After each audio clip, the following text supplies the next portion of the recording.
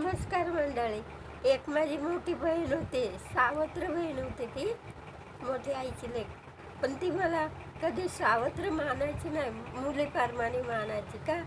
पण तिला मुलं बाळं नव्हती, नवऱ्यानेच टाकली होती.